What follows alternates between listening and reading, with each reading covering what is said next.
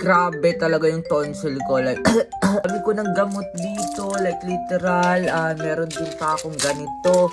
Kayo din ba? Anyway, naglalaro lang pala ako dito sa phone ko, which is ang WePlay.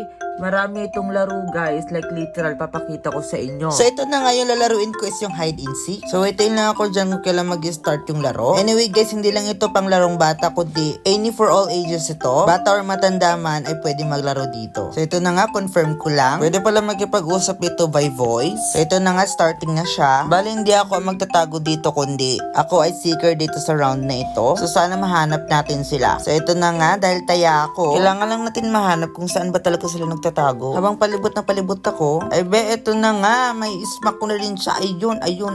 At ayan na nga, nahuli ko na siya. Pero ang plot twist ay defeat kami. Yes, talo po kami kasi hindi namin nahanap yung iba. Yan lang po. Defeat kami, guys. At naglaro pa ako. Naglaro ako. And yes, syempre, nanalo din naman kami kasi naging hider ako. Hider, guys. Ayan ako. Ito yung nilaro namin, hide and seek. Kaya kayo maglaro na. Download it on Play Store or App Store. Libre lang siya, guys. Laro lang kayo kasi guys, ang boring dito sa bahay. At alam nyo na, nagka-codes pa ako.